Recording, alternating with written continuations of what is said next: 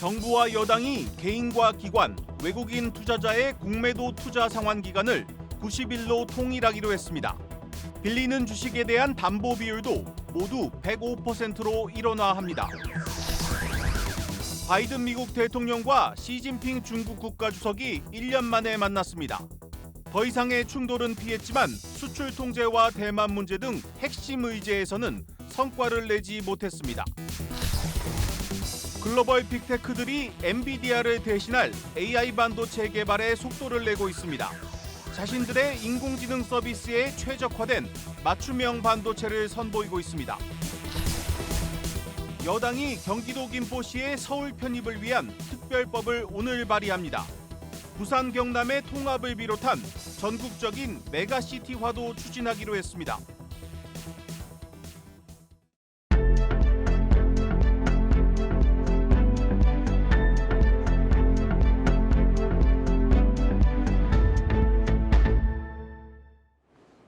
뉴스플러스 시작합니다.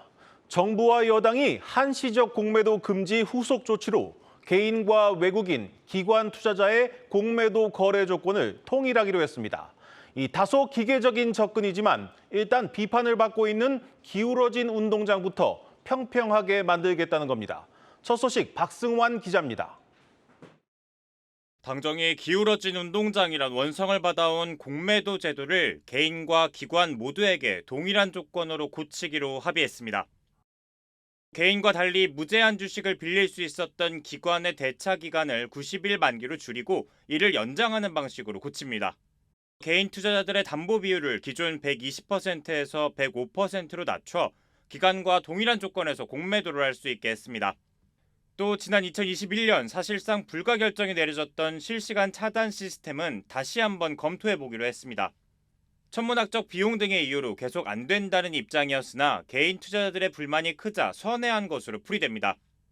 다만 개인 투자자들 사이에서 논란이 일었던 시장 조성자와 유동성 공급자의 공매도는 필요하다고 결론짓고 불법 행위에 대해선 특별조사단을 통해 강력 단속을 이어갈 계획입니다.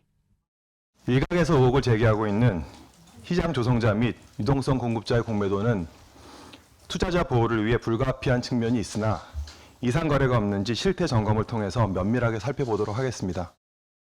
이에 더해 기존 내년 상반기로 정해뒀던 공매도 금지 기간을 연장할 수 있다는 입장입니다. 가능하면 저희가 최선의 노력을 해서 6월 말까지 공매도 금지를 재개할 수 있게 할 것이고요. 하지만 제도 개선 사항이 충분하지 않다면은 그때 연장을 할 수도 있다고 생각하시면 됩니다. 전문가들 사이에선 투자자들에게 일괄적인 담보 비율을 적용하는 점을 우려하는 목소리도 나옵니다. 일률적으로 모든 개인 투자자는 120%, 모든 기관 투자자는 105% 이렇게 맞추는 것도 사실 아닌 거죠. 기관도 기관 나름이고 외국계 증권사 소규모로 운영하는 신용도가 낮은 데도 많은데.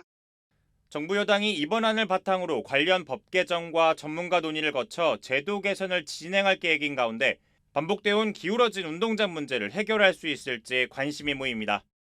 한국경제TV 박승환입니다.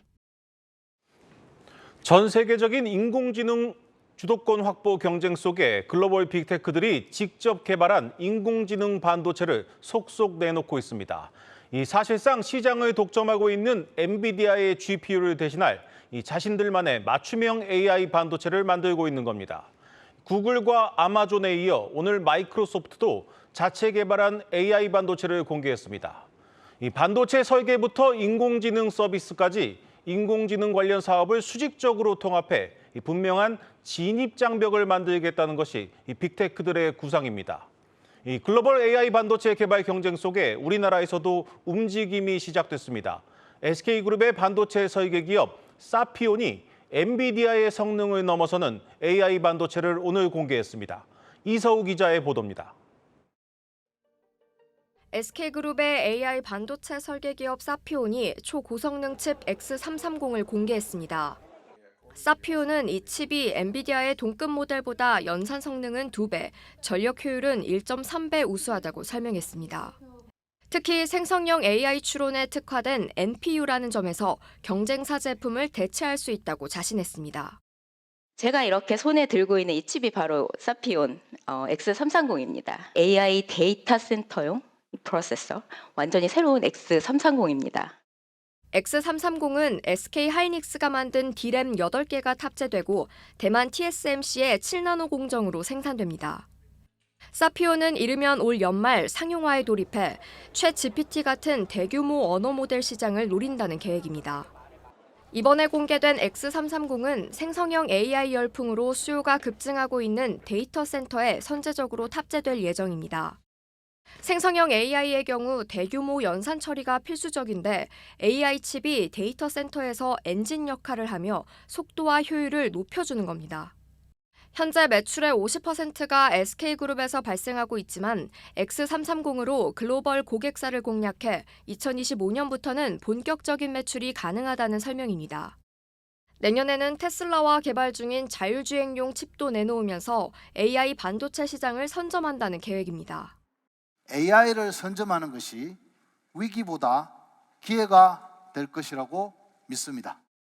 구글, 마이크로소프트 등 글로벌 빅테크에 이어 국내 ICT 최강자 SK까지 참전하면서 엔비디아가 독점하고 있는 AI 반도체 시장의 지각 변동이 예상됩니다. 한국경제TV 이서입니다.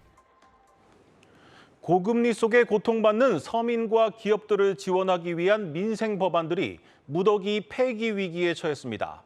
21대 정기국회 종료를 앞두고 여야 모두 공매도 금지와 은행 횡재세 같은 포퓰리즘에만 매달리면서 정작 꼭 필요한 민생 법안들이 뒷전으로 밀리고 있습니다. 서영교 기자의 보도입니다. 금융 관련 입법을 논의하는 국회 정무위원회 법안심사 제1소위원회가 오는 21일 열립니다. 정기국회가 다음 달 9일 끝나고 이후 총선 일정에 돌입하는 걸 감안하면 사실상 마지막 회의입니다. 법안 소위는 국회 입법의 첫 관문, 이번 회의 때 통과하지 못한 법안들은 무더기로 폐기될 수 있다는 뜻입니다. 문제는 우리 경제의 위기와 직결돼 있는 법안들이 소위 단계에 묶여 있다는 겁니다. 예컨대 일시적인 유동성 위기에 처한 기업의 회생을 돕는 기촉법, 일명 워크아웃법은 지난달 일몰돼 효력을 상실한 상태입니다.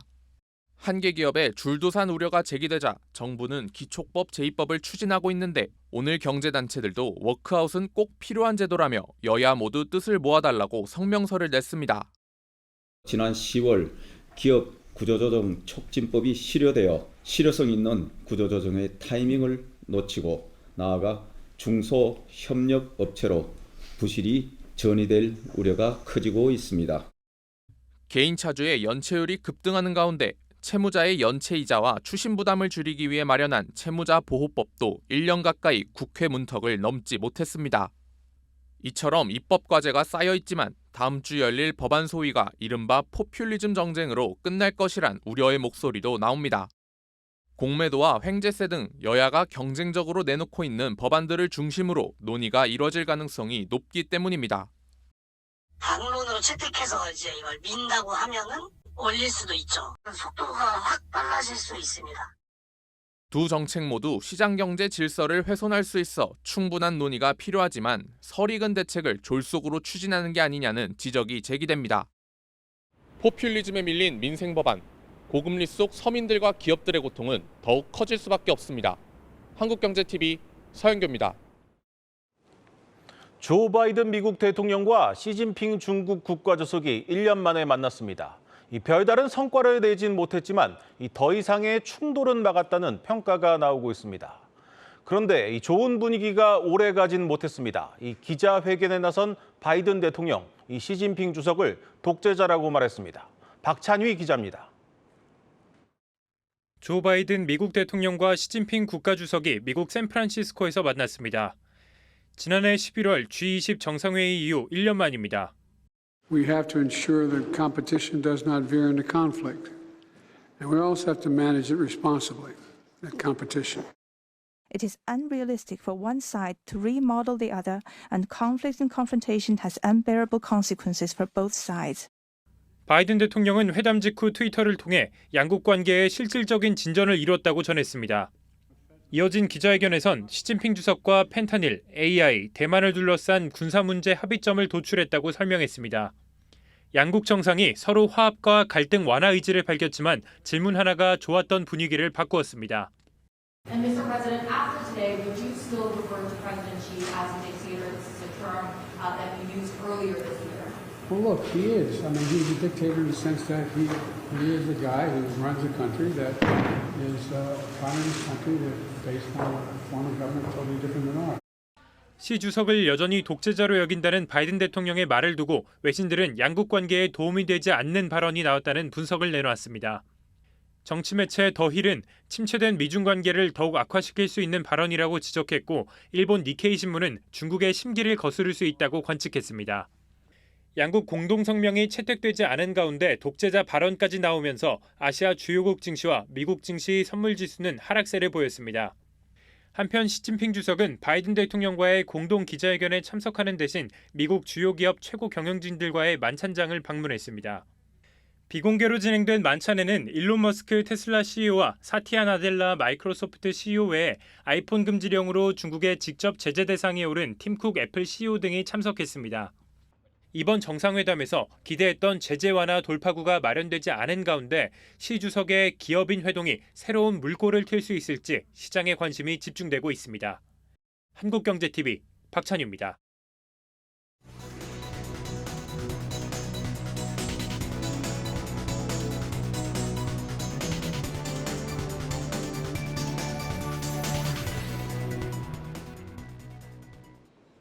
마켓플러스입니다. 오늘 증시에서 투자자들의 눈길을 끈 소식들 살펴보겠습니다. 첫 번째 주제, 인터넷으로 맥주 주문? 기본적으로 전통주를 제외한 술은 온라인 판매가 불가능하죠. 온라인에서 술을 팔 수 없는 가장 큰 이유는 청소년들이 주류에 쉽게 노출될 수 있다는 우려였습니다. 때문에 술을 사려면 귀찮더라도 무조건 슈퍼마켓이나 편의점을 가야만 했는데요. 하지만 이런 규제 바뀔 조짐을 보이고 있습니다. 주류 인허가와 유통 전권을 가진 국세청이 주류 온라인 판매와 관련한 해외 사례 검토에 들어가면서입니다. 국제협력개발기구 OECD 회원국 가운데 주류의 온라인 판매를 금지한 국가는 한국과 폴란드가 유일합니다. 이 소식이 오늘 주식시장에선 주류 관련주가 크게 올랐습니다. 국내 와인 1호 유통 상장사인 나라살라가 상한가를 기록했고 제주 맥주도 20% 넘게 급등했습니다. 비대면 소비 문화가 하나의 사회 현상으로 자리 잡고 있는 지금 술은 무조건 오프라인에서 사야 한다는 통념이 바뀔지 주목해서 볼 필요가 있어 보입니다. 다음 두 번째 키워드 보시겠습니다. 자동차 달려. 고금리 상황이 오래 지속되면서 대표 소비재인 자동차 업종의 주가가 한동안 부진했는데요. 하지만 미국의 지난달 소비자 물가지수가 예상보다 낮게 나오면서 상황이 급반전했습니다. 금리 인상이 아닌 금리 인하에 시장의 초점이 맞춰지면서 현대차와 기아를 비롯한 자동차 관련주 주가가 오르기 시작했습니다. 실적이 매우 좋았음에도 불구하고 소비 침체 우려로 투자 심리가 위축돼 있었는데 이런 불확실성이 다소 해소되며 주가가 반응한 겁니다. 완성차 업체 주가가 오르자 부품을 납품하는 회사 주가도 강세를 보였습니다. 증권업계는 연말까지 자동차 관련주의 주가가 상승 흐름을 보일 것으로 예상합니다. 우선 가격 측면에선 주가가 저평가됐다는 분석이 우세한데요.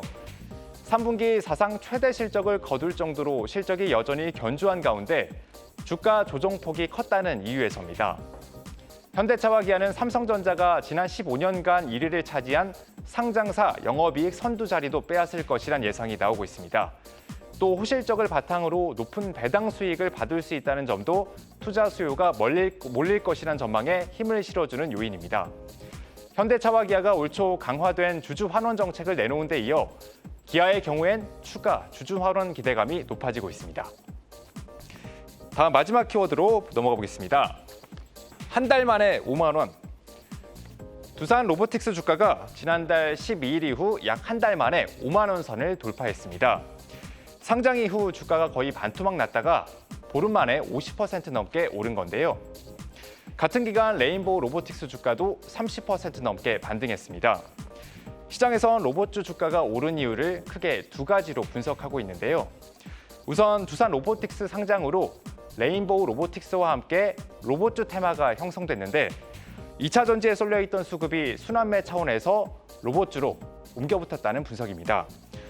로봇 역시 반도체, 2차 전지, AI 등과 함께 미래를 이끌어 나갈 유망 산업 중 하나이기 때문입니다. 내년 국제 전자제품 박람회 CES를 앞두고 로봇이 주목을 받을 것이란 기대감도 주가에 반영됐다는 설명입니다.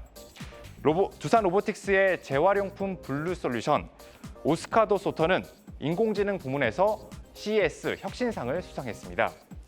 이 상은 미국 소비자 기술협회가 내년 CES를 앞두고 기술력과 혁신성이 뛰어난 제품에 수여하는 상인데요. 미국 소비자 단체가 두산 로보틱스의 재활용품 분류 솔루션을 높게 평가한 겁니다. 이 솔루션은 종이컵, 플라스틱 용기, 그리고 캔 등을 알아서 분류하고 내용물을 제거한 뒤 알아서 휴지통에 버리는 솔루션인데요. 만약 이 솔루션이 상용화된다면 사람의 개입이 절대적일 수밖에 없었던 재활용품에 이런 변화가 있을 것으로 예상됩니다. 다만 아직 이런 기술들이 실적으로 나타나기까지 시간이 오래 소요될 것으로 예상되는 만큼 로봇주를 단기 트레이딩 관점에서 볼 필요가 있다는 분석입니다. 지금까지 마켓 플러스였습니다.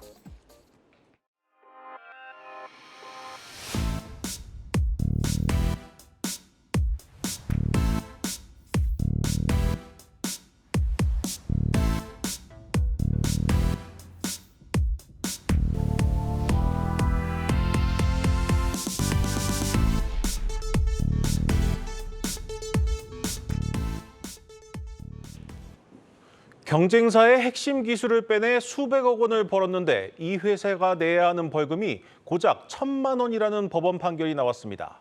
이쯤 되면 일단 기술을 빼내서 돈을 벌고 나중에 벌금 조금 내는 게 훨씬 더 이득입니다. 이런 솜방망이 처벌 때문에 기술 해외 유출 사례도 늘고 있습니다. 유호성 기자입니다. 지난달 열린 국정감사. 국내에 지사를 둔 외국계 기업에 의한 기술 유출 문제가 도마에 올랐습니다. 국내 중견 화장품 회사 한국콜마가 30년간 개발해온 자외선 차단제 핵심 기술을 외국 기업에 유출당한 사건이 거론된 겁니다.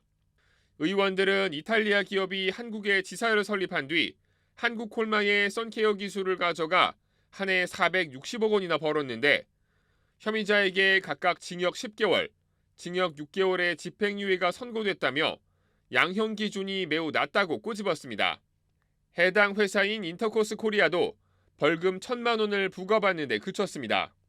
법조계에서는 기술 유출에 대한 국내 양형 기준이 낮다 보니 해외 기업들이 국내에 지사를 세우는 방식으로 꼼수 영업을 할 가능성이 높다고 우려하고 있습니다. 한국에서 어떤 양형이 낮다라는 그런 인식이 좀 팽배해 있다 보니까 해외 기업도 그때는 한국에서 하는 게 더 낫겠다라고 생각을 할 수 있는 거죠. 법조계에서는 이번 형량이 피해자가 생각하는 것보다는 훨씬 낮고 또 가해자한테 그런 불법적인 행동을 나아가기 위한 그리고 그걸 억제하기 위한 제재 장치로서는 상당히 수준이 낮다라고 평가되는 것이. 실제 국내 기술의 해외 유출은 줄어들 기미가 보이질 않고 있습니다. 지난 2019년부터 올해 6월까지 5년간 해외로 기술이 유출된 사건은 총 84건으로 집계됐습니다. 미국이나 일본 등 선진국의 경우 기술 유출 범죄를 간첩죄로 보고 가중처벌하고 있어 감경 사유를 적용하는 우리와 비교하면 실제 선고 형량이 높습니다. 해외 기업들이 국내 지사를 설립해 기술을 빼가는 등 범죄 수법이 다양해지는 가운데 기술 해외 유출이 국가 경제 안보와 직결되는 만큼 기술 보호를 위한 제도적 장치 보완과 기술 유출 범죄에 대한 법적 처벌 강화 목소리가 커지고 있습니다. 한국경제TV 유호성입니다. 전 세계적으로도 유례가 없는 출산율 0.7명까지 깨질 수 있다는 우려가 나오고 있습니다. 이 16년간 예산 280조 원을 쏟아부었는데 이 출산율은 오히려 곤두박질 치고 있는 상황입니다. 이 가뜩이나 백약이 무효인 상황에서 우리 경제는 저성장의 길로 접어들었습니다. 이 대책을 쏟아내고 있는 정부 역시 난감한 상황입니다. 김채영 기자의 보도입니다.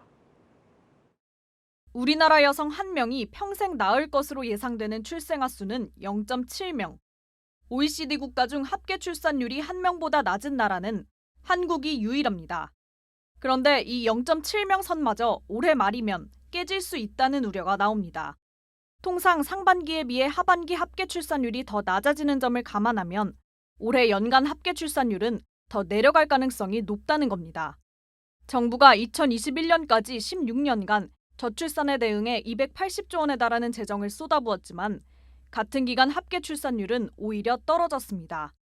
이에 정부는 해결책으로 주택 공급과 탄력적인 근무 제도를 내세웠습니다. 정부 과제로 신혼부부의 소득에 적절한 주택 공급과 GTX 등으로 교통 문제를 해결해 접근성을 높이는 것을 꼽았습니다. 일과 육아를 병행할 수 있도록 탄력성 있는 근무 제도가 필요하다는 점도 강조했습니다. 정부는 내년 6+6 부모 육아휴직제를 도입해 육아휴직급여를 확대할 계획입니다.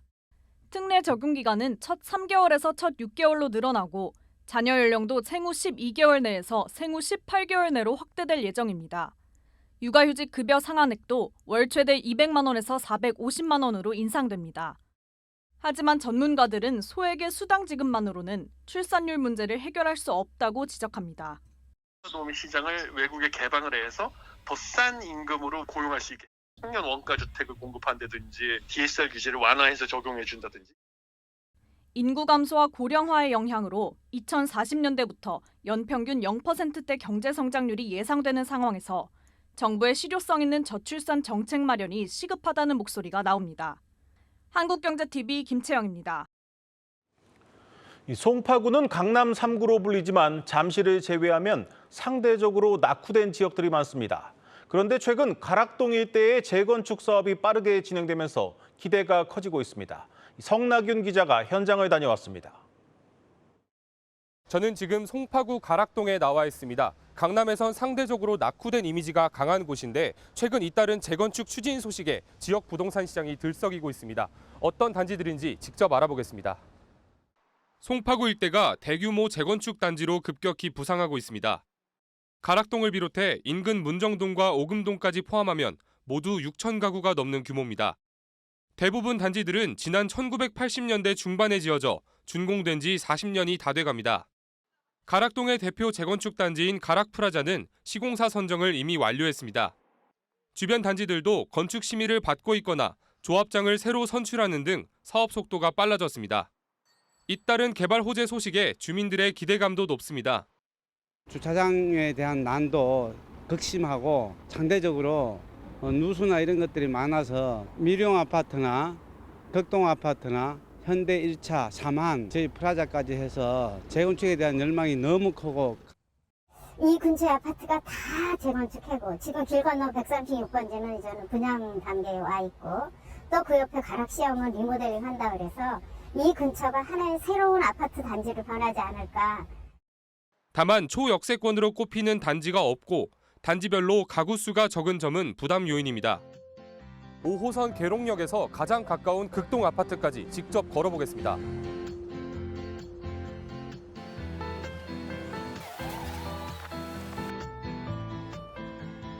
성인 남성의 걸음으로 약 5분 정도 걸렸습니다.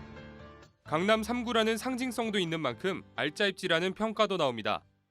위쪽으로는 잠실, 밑에 쪽으로는 거여 마천 뉴타운이 있는데 그 사이 쪽에 있는 지역들 같은 경우는 상대적으로 개발이 덜 되어 있는 정비 사업들도 잘 완성이 된다라고 하면 전반적인 송파구의 가치가 높아질 거라고 기대되고 있습니다.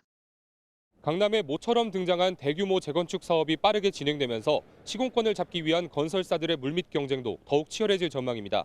한국경제TV 성나균입니다. 뉴스플러스 오늘 준비한 순서는 여기까지입니다. 시청해주신 여러분 고맙습니다.